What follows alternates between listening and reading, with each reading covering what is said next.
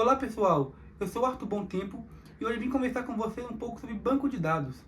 Até o momento do nosso curso, a gente não tem salvado nossos dados, ou tem salvo localmente, em vetores. Porém, quando a nossa aplicação recarrega, a gente acaba perdendo essa informação, o que é muito ruim. Para isso, em sistemas modernos existem os bancos de dados. Você pode ter pensado que você talvez vai salvar um dado em um arquivo, vai salvar o dado localmente sempre, mas não, existem esses bancos de dados que são muito mais performáticos, uma forma muito mais eficiente de você armazenar essas informações. Então, a gente vai começar a aprender um pouco mais sobre eles aqui. E nesse início é muito importante você entender dois conceitos principais: os bancos de dados, os BDs, e também os SGBDs, o Sistema de Gerenciamento de Banco de Dados. Como eu comentei aqui, banco de dados é a forma estruturada de você salvar um dado e deixar ele armazenado. Enquanto isso, um sistema de gerenciamento de banco de dados, ele vai ser responsável por como você vai salvar. É a sua ferramenta onde você estará armazenando os dados.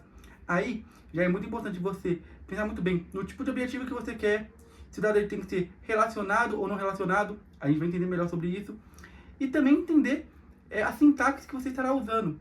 Para esse curso, vamos focar principalmente no PostgreSQL, mas existem vários outros, como MySQL, Oracle, entre outros. Vamos agora para a tela do computador, que eu vou mostrar um pouco mais para vocês.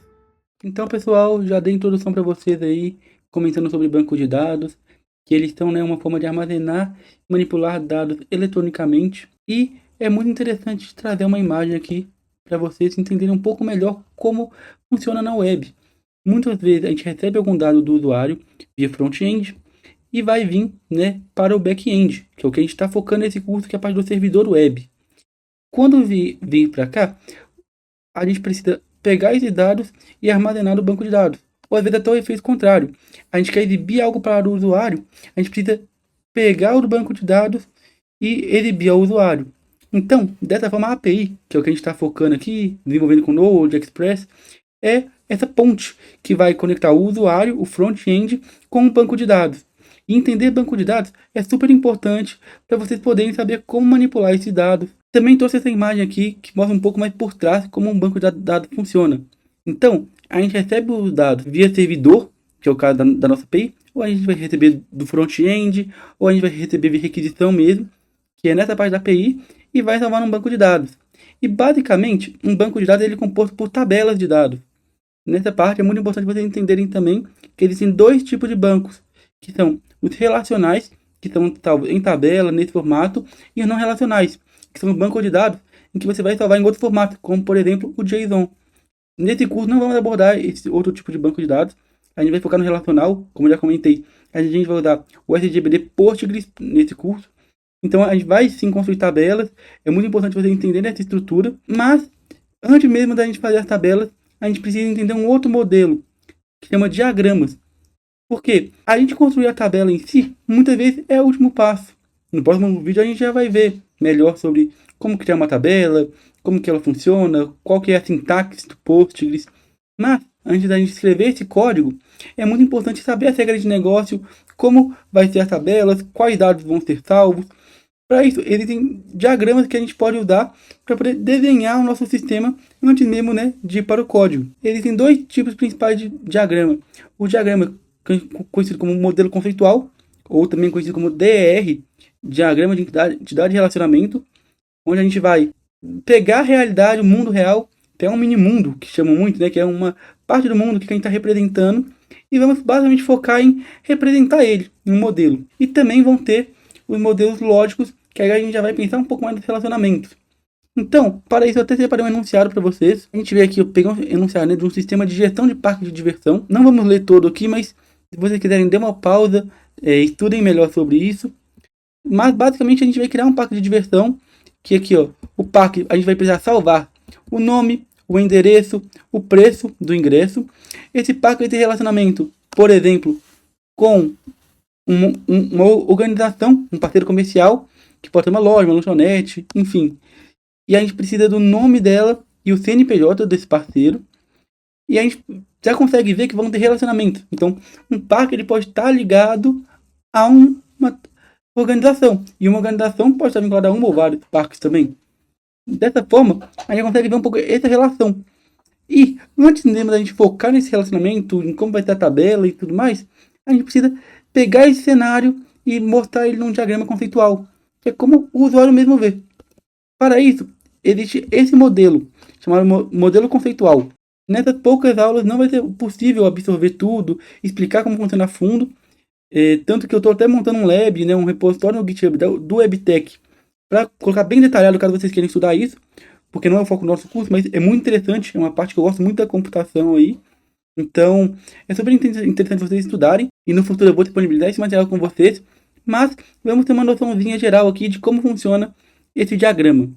Se vocês verem, a gente tem esses retângulos que são chamados de entidade, ou seja, uma pessoa, uma parte que a gente quer pegar de exemplo. Tanto que no enunciado ali, a gente viu que era um parque de diversão e ele ia ter alguns dados, como nome e etc.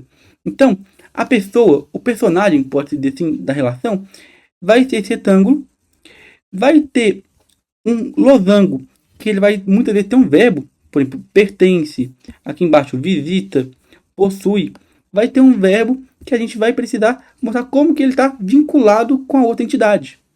Então, no caso do nosso projeto, uma atração e um parque.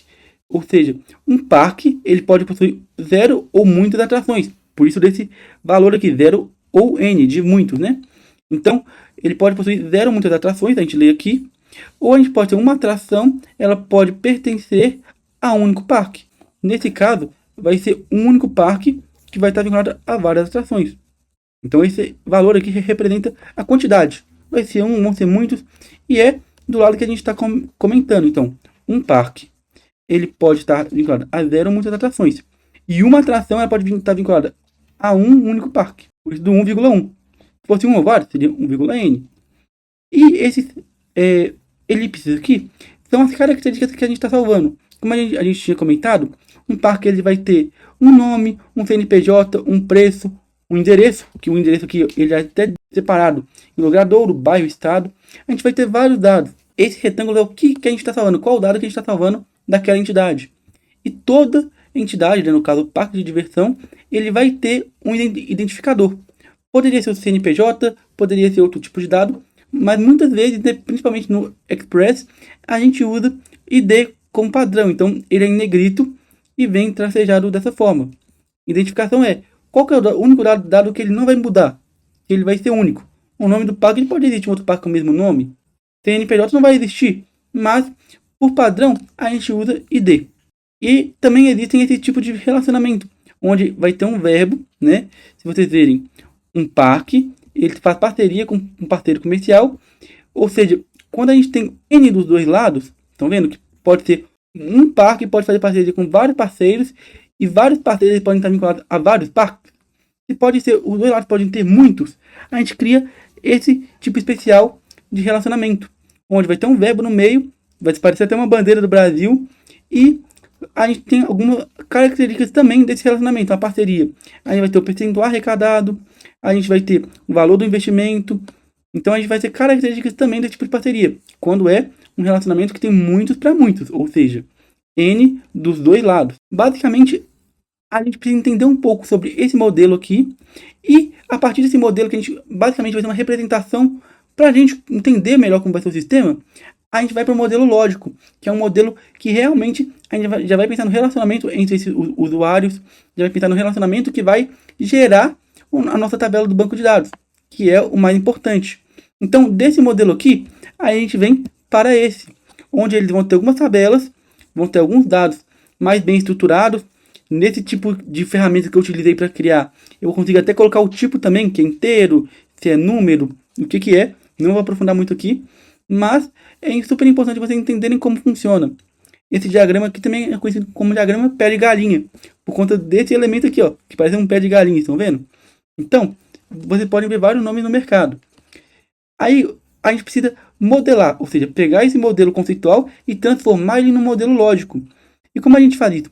A gente pega as características que a gente tem, por exemplo, parque, a gente cria uma tabela com o nome do parque, e a gente vai pegar todas aquelas características, todos os atributos, e escrever eles aqui direto. Aqui a gente pode ver que tem o nome, o CNPJ, todos os dados, que é a forma de escrever bem tranquila. E esses relacionamentos que vocês verem, como eu comentei, que é uma bandeira do Brasil, que tem muitos para muitos, a gente precisa criar uma tabela específica para ele. Então, a parceria não é apenas um verbo aqui. A parceria, ela virou uma tabela também. A gente precisa entender, né, o conceito da chave primária. Por quê? Vocês estão vendo que ela tem duas chaves primárias? Aqui a gente só tinha uma chave primária, um atributo primário, no caso, que era o ID. Porém, quando tem esse tipo de relacionamento muitos para muitos, ela vai pegar o ID dos parceiros. Ou seja, eu tenho um parceiro comercial e tenho um parque. O identificador base do parque e o identificador básico do parceiro comercial vão vir aqui para essa tabela também. E a gente consegue pegar os outros atributos também, os outros dados, e colocá-los aqui. Então, quando é N para N, dos dois lados vão ter muitos, a gente acaba criando dessa forma, criando uma tabela específica. E também, como que funciona essa representação no pé de galinha, como eu comentei? O lado que vai representar um, ou seja, só vai ter um tipo de dado, ele fica com esses dois tracinhos. E o que tem muitos, fica o símbolo do pé de galinha, né, que é esse símbolo aqui. Se fosse zero ou muitos, ia ter uma bolinha ao invés desse tracinho, uma bolinha e esses três pauzinhos. Já que no caso é um ou muitos, pode ficar dessa forma. E a forma de leitura é a mesma. Ou seja, um parceiro comercial, ele pode ter muitas despesas. Mas uma despesa está vinculada a apenas aqui o símbolo, um único parceiro comercial. Então, é muito importante vocês entenderem isso. E na próxima aula nós vamos focar um pouco mais em banco de dados mesmo, em código SQL. Vamos lá?